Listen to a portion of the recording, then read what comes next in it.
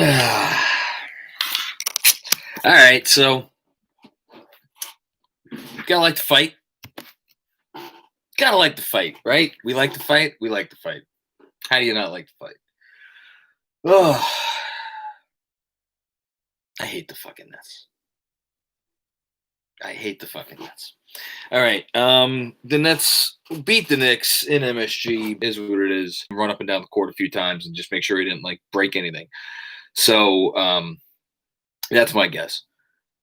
You know, I sent out a tweet earlier tonight, a poll, whatever the hell they call it, asking fans, you know, because we were 5-3 at one point, and I was thrilled, and a lot of people were thrilled, but there was a lot of people who were not thrilled because it was mostly the veterans that were doing the heavy lifting, and you know, RJ was okay, and Knox wasn't really doing much, and you know, Quickly was not even playing, and other than the Atlanta game, obviously, in which it was huge, and the Pacers game he helped out a little bit, but like it was veterans. It was mostly the contribution of the veterans. Alfred Payton obviously had a big game, and I asked people, I was like, well, you know, right now they're losing in the fourth quarter. I sent this out. But RJ, Knox, Quickly, and Mitch were all having good games. And what would you rather have? Would you rather have a win, or would you rather have, you know, a game like tonight where you have all the kids and they're playing well? And 60% of people, actually, I gave a third choice. Leave me alone was the third choice. 60% of people said they would rather have the kids playing well, which I think tells you all you need to know about where the mindset already is for the fan base this season. Peyton to Guantanamo. I'm gonna get to Peyton in a bit. So someone's asking, I'm actually not on the post game tonight. Why him and Rivers play so much? I don't think Rivers playing is a problem. I think Rivers is an important part of this team. I think Bullock, when he's healthy, is going to be an important part of the team. I think Burks is going to be an important part of the team. I guess, yeah, sure, shit. Let's talk about Alfred Payton right now. I don't know how you keep running him out there because, and again, this shouldn't need to be said at this point, but just in case it does need to be said, it's not that Alfred Payton is an unplayable NBA player. He's a helpful player when he's going well, and in the right usage, if he's surrounded by 3 or 4 shooters and he has room to work and his little dribble drive game and the whole thing, it could be good. This is not the roster where Alfred Payton should be allowed to, you know, go out there and figure out, is he going to have a good Alfred Payton game or is he going to have a bad Alfred Payton game? Because even when he has a good Alfred Payton game, his presence on the floor, surrounded by the personnel that they have, constricts everything else that they want to do.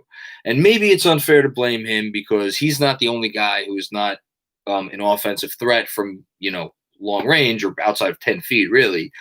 But them's the breaks. They just spent the 3rd pick in the draft on a guy right now who nobody's guarding his shot. Mitch isn't shooting. You know, what are you going to do? It's Elf. It's Elf. He's the one that has to go. And, you know, Quickly obviously had a really good game. It was great to see him get off the schneid. I'll go through the guys who I think it was important to see tonight in a minute. But it was so frustrating watching this game tonight where I actually thought I know they gave up 116 points. I thought the Knicks played hard on defense. Yeah, they got caught on a few switches or whatever. I thought they played hard. I thought they were, you know, I thought they were executing as well as they could be executing on offense. I thought they were trying to move the ball. I thought they were trying to move themselves. I thought they were doing everything that they could be doing given the personnel on the floor. And it was like trying to get water from a rock, and then you'd go the other way. It's like, it's good. It's indicative of the night the Knicks had. I'd break my printer. And then you'd see the ball go the other way, and the Nets with their B squad are just hitting threes because they have personnel that is capable of hitting threes, and that's the difference.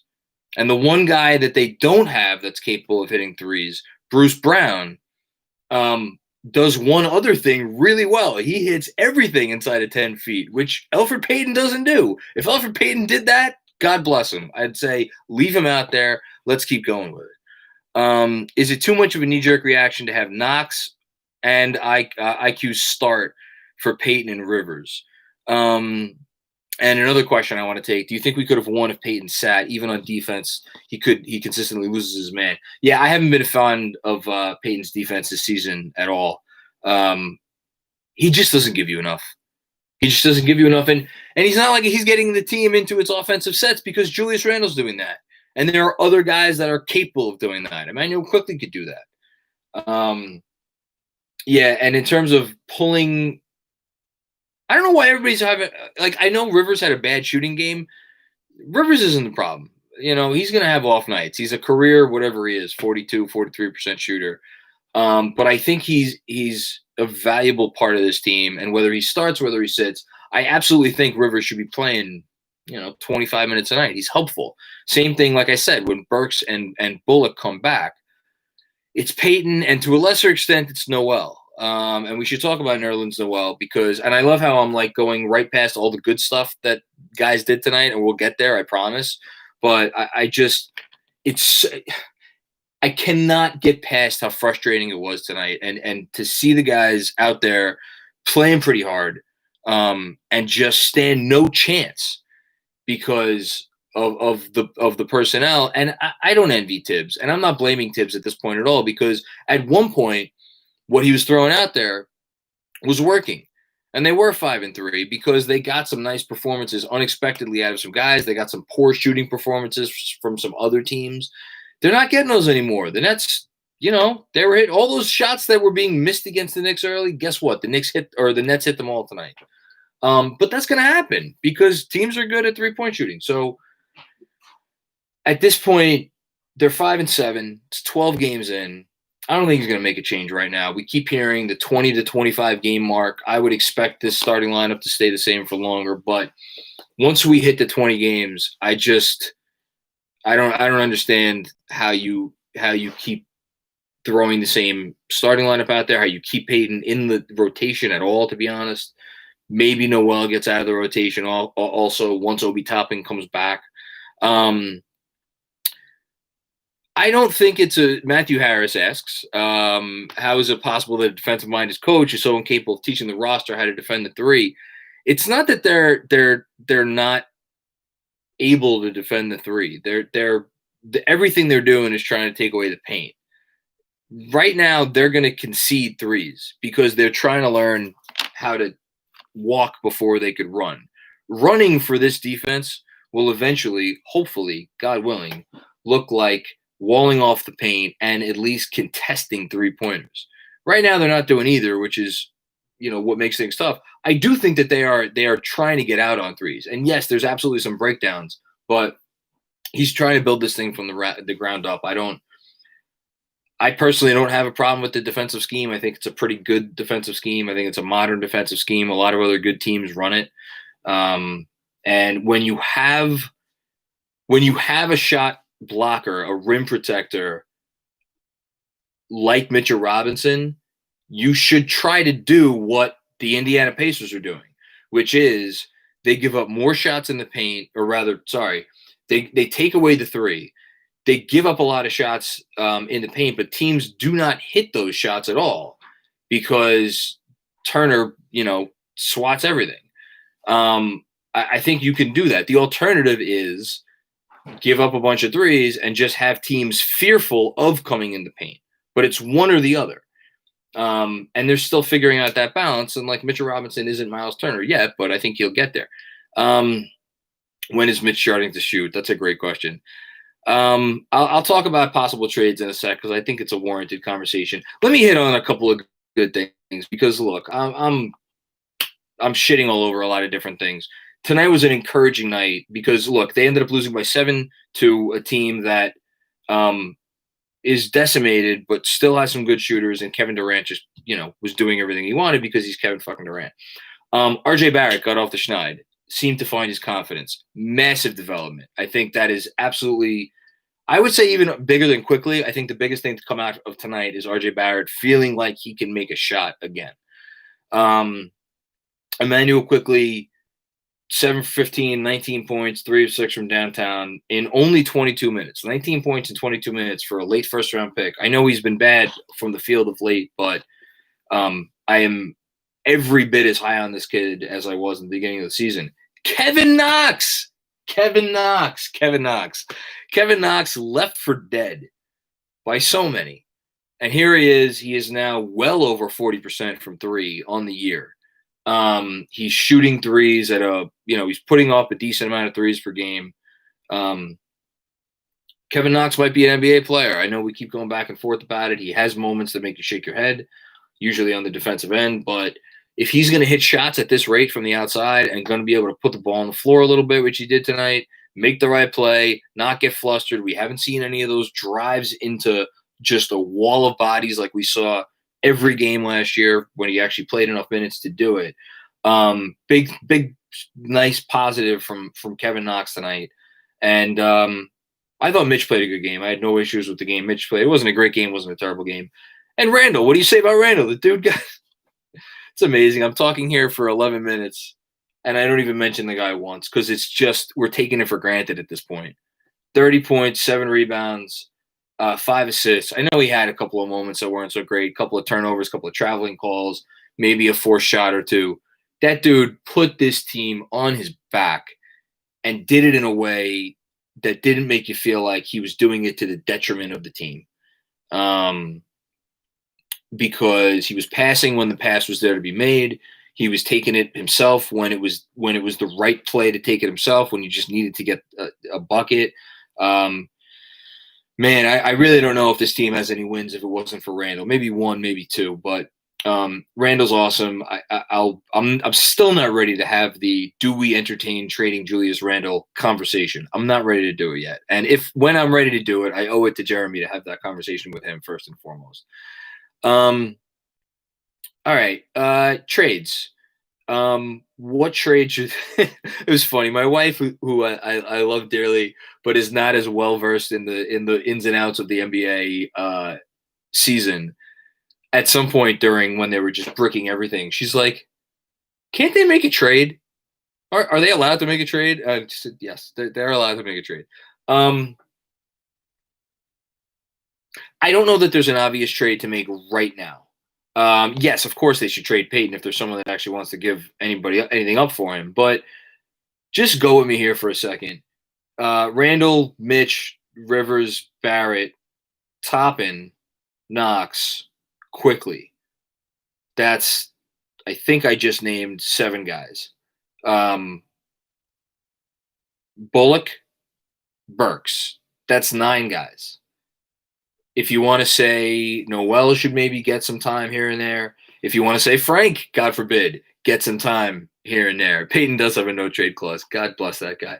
I think they have enough guys on the roster to actually field a competitive unit that can hit shots on most nights.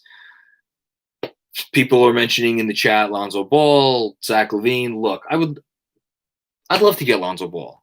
I'd love to get Zach LaVine. But what do you want to give up for those guys? Because I don't want to trade any future first-round picks. And, I don't think you're getting Lonzo for, the Dallas pick. You sure shit ain't getting LaVine for the Dallas pick. And I don't think they need to do that this season. And I'll finish up with this. If they could just figure out a way to have a more coherent rotation with more shooters out there on the floor at all times, less Payton, less Noel, stagger the minutes properly, they could get this thing going in the right direction such that you don't need to make a trade for a guy like Zach LaVine to feel okay about yourself if you're the Knicks this season. I think you have enough here now to see growth, which is the most important part, because guess what? We saw growth tonight. We saw growth from RJ. We saw growth from Quickly. We saw growth from Knox. And I'm confident that when Obi Toppin gets on the floor, we'll see growth from him too. I think we have enough to see growth from all of those guys. And if you have enough to see growth from those guys and stay in more games than not, I don't think you need to make a trade. right now. If there's a trade there to be made, great, make the trade. But my guess is that they are kicking these tires every day of the week and twice on Sunday, and they haven't found anything they like because it's early in the season, and I don't think teams are looking to shake up their roster yet, unless you're Houston, of course, or Brooklyn, as it were. All right, I'll take a couple questions here before I get out of here. What, from my point of view, is the ceiling of Emmanuel Quickly? I think in a perfect world, he's probably a sixth man on a really good team, because I think on this team, he should probably be the starting point guard. But I think he's a guy that he could come in and get you buckets and move the ball a little bit. I don't think he's a starting point guard on a good team. So if he's not a starting point guard on a good team, you ask yourself, can he be a starting two guard on a good team? A little small for that. So yeah, I would say six man on a good team. Big time Lou Williams vibes. I like that. I don't think he's De'Aaron Fox. De'Aaron Fox is a really good freaking player. But you love what you saw from Quickly tonight, and he's a guy that could help them win games right now. Yeah, the floater needs a little bit of work, but I'm fine. Would I entertain Beal if he became available? Why is Reggie Bullock so bad? I don't think Reggie Bullock's bad. He's just been a bit of a slump. And you got to remember, well, I'll get to the Beal thing, but on Reggie Bullock, every defense is keying in on Bullock all the time. Every defense, whenever he's out there, has been keying in on Bullock. He has to get these shots up so fast because he's the only guy out there to provide spacing a lot of the time. So I think Bullock's going to be fine. I think he's going to be an important piece. CJ McCollum is a comp that I like for Emmanuel Quickly a lot. Asking about the Randall trade. All right, Beal. Would I make a play for Beal? No, I would not make a play for Beal right now because I think unless I had some indication that Beal wanted to resign here, like definitively, and I don't know how in God's name they could ever get that assurance, what it would take to get Beal, and the fact that your ceiling would still be so limited. Because if you put Beal on this team, let's just say for argument's sake, you got Beal for, I don't know, Knox and like salary and like a couple future firsts. Like Washington wouldn't do that, but just for argument's sake, what are the Knicks doing this year? They're a 7 seed, they're an 8 seed. They get a pick, they bring someone in. There's no other trade to be made probably right now. It's like I just don't see I don't see the argument for Beal right now. Maybe this summer, depending on how things shake out. And can you say hi to my son Luca? He's waving to you. He's 18 months old. Might be your biggest fan. Hi, Luca. What's going on, man? Good. Keep rooting for the Knicks. Don't let these detractors get you down. Terry Rozier. I think Charlotte's going to want a lot for Terry Rozier. And I just don't think Terry Rozier is a guy that's going to make a big difference for you on your team because likes to have the ball in his hands. I still don't really believe in the shot. I know it's more of a track record now, but I'm not. That's not the guy that I want to pay the premium for because I think it'll cost a premium. And then Randall. Okay, last thing. And then I'll get out of here. What would I need for Randall to move Randall right now? I'm not moving him for the Marcus Morris trade. I need more than a late first round pick in this draft. I would want – I think you probably have to move him for multiple firsts, even if it's from a good team. If it's multiple unprotected firsts from a good team, I don't know what team's giving that up. I don't think any team's giving that up. Or a good first in this year's draft. Like I keep coming back to Charlotte. Like if Charlotte hung around all year and they thought that they could like – I don't know how the East is going to shake out. They lost tonight to Dallas, I'm pretty sure. But if Charlotte convinced itself that they could be like a 6 seed and they were a Julius Randle away from a 6 seed, would I trade Julius Randle for Charlotte's first round pick for what's his face? Zeller?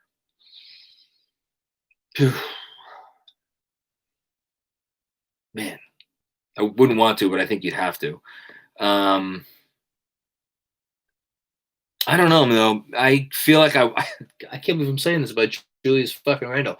I feel like you need a first round pick and a player, a decent young player. That's crazy that we're saying that about a guy who all of us couldn't wait to get the hell out of here. Randall plus the Dallas pick for Charlotte first and Rozier. I'm not doing that trade. I like the way you're thinking though. Hey, my wife is on here. She said, "I love you. I love you too, baby." Yeah, that's the other thing. Randall blocks Obi. Randall does block Obi. That's why, for as much as it would pain you to give him away, because I do think there's a world where he could be a foundational piece for this team moving forward. He's been that good. He does block Obi, but I also think there's a world where Obi, him, and Mitch could coexist as a 3-man, big man unit for a good team. So, yeah, it's because people still ask about it. Graham in a first. That's the trade that I keep thinking of. And I don't think Charlotte's doing that. But, man, if they gave up – if it was Zeller for money purposes, Graham and a first for Randall and, like, Dennis Smith Jr., ooh, I love Graham. I love Devontae Graham. He would help this team so much. I know he can't hit the far side of a barn this year, but I really like Devontae Graham. Chip, I know you like Devontae Graham too. I know we have similar tastes in players. What is okay? Last one, and then I'm having fun interacting with the chat. Thank you guys, everybody, for contributing. I really do appreciate it. What is our overall reason for losing? Our overall reason for losing is we don't have enough shooting or playmaking or anything. I don't know what else to say. They still don't have NBA talent right now. They're trying hard. They're doing what they can do, but it is what it is. All right, I got to get out of here because I have a newsletter. Last thing I'm going to say, I wrote an entire newsletter. That I got up this morning at 7 a.m. I sat down, and between 7 and noon, I wrote, should the Knicks kick the tires on a James Harden trade newsletter for tomorrow. It's really good too. It's so good. I was really proud of it. I was well thought out. I was like, this is good. I can't wait to send this out tomorrow. In the fucking trash. Just toss it. Goodbye. God. All right. So I don't know what I'm going to write right now, but I'm going to write something. Don't sleep on the number one defense, Cavs. Go Cavs. Giddy up. Yeah, send it out anyway. All right. Thank you, everybody. I really appreciate the interaction. This was a lot of fun. I really enjoyed this, and I feel better about tonight talking to you guys. So thank you so much. And I will see everybody after the game on Friday when we play. Who do we play? I know we're on the road. We play Cleveland. We're back. We're in Cleveland. God, Cleveland sucks. It's the worst. I hate Cleveland. All right. I'll see everybody later. Adios.